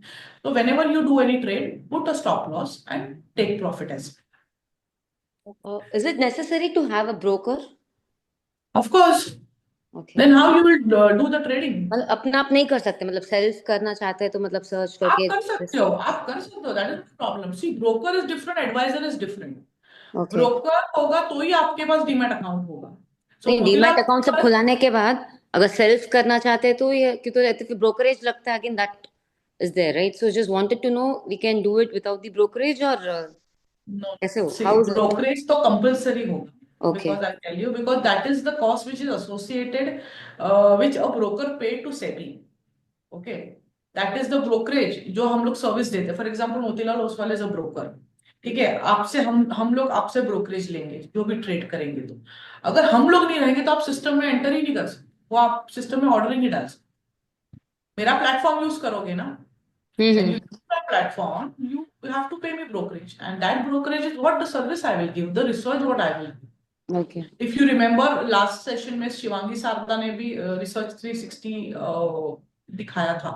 तो रिसर्च 360 आप जाइए वेबसाइट पे, वहां पे कोई भी स्टॉक डाल के रीड कीजिए, आपको इतना रीडिंग मटेरियल मिल जाएगा ना, दैट आपको खुद पता चलेगा। Even in your friends you can start talking कि नहीं आज स्टेट बैंक नहीं लेते, इसका एनपीए तो बड़ा है, ये तो लॉस मेकिंग हो रहा है, इनके लोन्स ज्यादा है, नहीं हम लोग स्टील लेंगे, इंफ्रास्ट्रक्चर में ज्यादा डिमांड आ गया है, let's take some defence stocks, हाल में इन्वेस्ट करेंगे, कितने सारे। So these are the things, you know, these are the different different sectors and different stocks which you can read. ये आपको रीड करने के लिए भी तो एक प्लेटफॉर्म मिलना चाहिए ना। So there are different platforms available, there is trade view and different platforms also, but there is also research 360 from Motilal Oswal which is free of cost. Thank you. Ma'am, Yes. yeah. We just in between there was one query that bankers suggest some funds, to buy, and you said that if your requirement is mid cap or whatever, then you will buy. But what about NFO? Most of the bankers, उनके जो NFOs रहते हैं, they try to promote those where their benefit is there. So like, how to judge that, whether we should put it in that or not? Is there any So NFO are actually a very good option. Why I'm telling you, because NAV आपको 10 रुपए में मिलता है, NFO आपको 10 रुपए में मिलता है बेस रेट पे, बेस रेट, ठीक है। जैसे आईपीओ हो गया ना, कोई भी कंपनी अगर कोई लॉन्च होती है मार्केट में तो वो आईपीओ लाती है, तो वो एक Yes. बेस रेट पे लाती है। वैसे एनएफओ भी एक बेस रेट पे आता है जिसका तभी 0 एनएवी होता है। तो जब भी आपको कोई प्रमोट करने के लिए कॉल करते हैं तब वो एक थीम बेस एनएफओ होता है या कोई डिफरेंट एलोकेशन के हिसाब से होता है। तो you should question your advisor, you should ask them कि इसमें कौन से स्टॉक इन्वेस्टेड है, इसके स्टॉक्स इन्वेस्टेड है तो इसका फंड मैनेजर कौन है, इसके फंड मैनेजर कितना साल एक्सपीरियंस है, ये फंड मैनेजर के और कौन से स्टॉक्स चल रहे हैं मार्केट में। तो अगर वो आपको पूरी इंफॉर्मेशन देगा, बिकॉज ये सारे फैक्ट शीट्स रेडीली अवेलेबल है। हाँ, वो तो NFO के साथ आता ही है, like usually. And Even NFO the का एक riskometer भी रहता है कि like whether Discometer it भी is. होता है, yeah.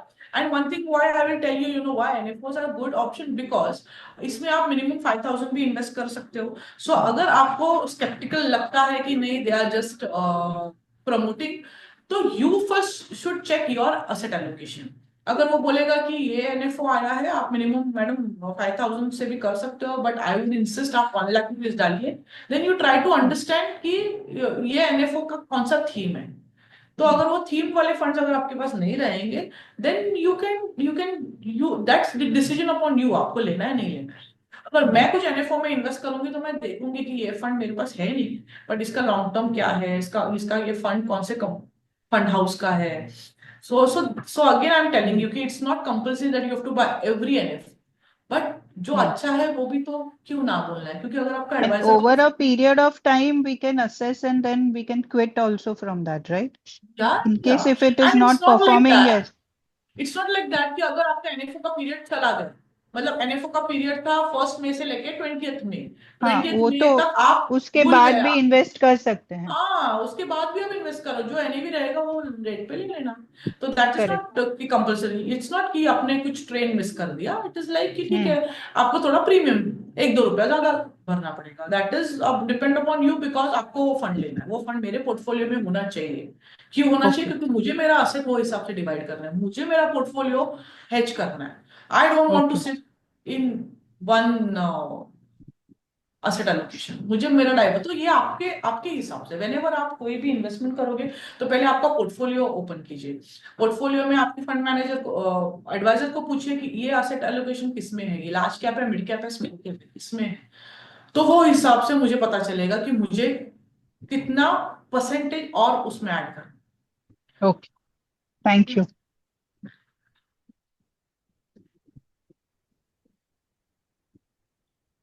So somebody is asking, would like to know the difference between SIP and mutual fund. SIP is every month systematically a disciplined pattern is followed, where your minimum fixed sum assured is debited from your bank account. That is SIP for the period you choose. You can choose 1 year, 2 year, 10 year, 15 years. Okay, and mutual fund is one-time investment. That is a lump sum investment. You can start with minimum 5,000 and it is 5,000, 1 lakh, 2 lakh, 1 crore, आप कितना भी invest. So that is SIP and mutual fund. Both will give you a compounding returns. Manisha ji, please be noted. दोनों भी SIP and mutual fund, and both the investment are your wealth creator. They will create your wealth. Okay, friends, any questions?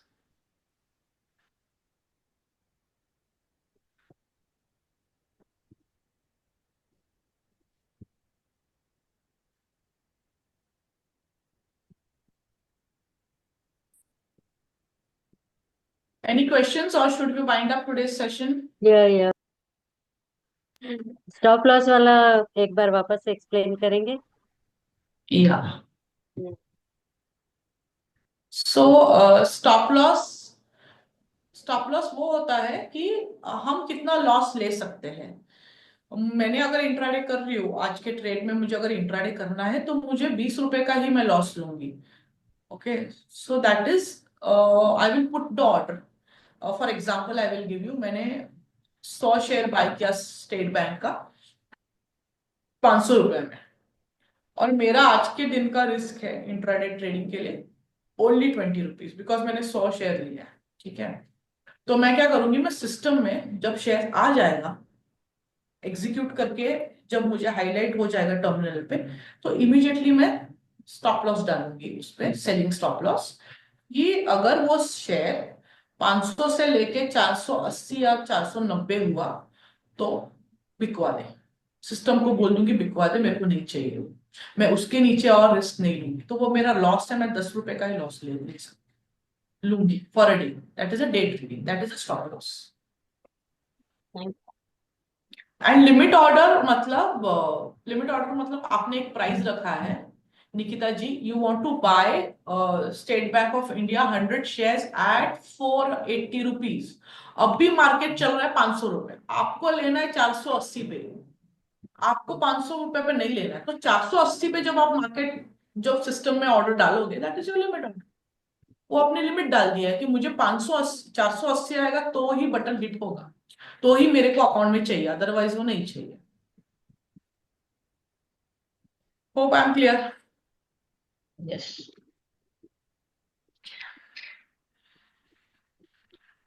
Ashwini, will you please stop recording so that we can end the session? I think Krishla is not there. Yes, ma'am. Okay, all right. Thank you, friends. See you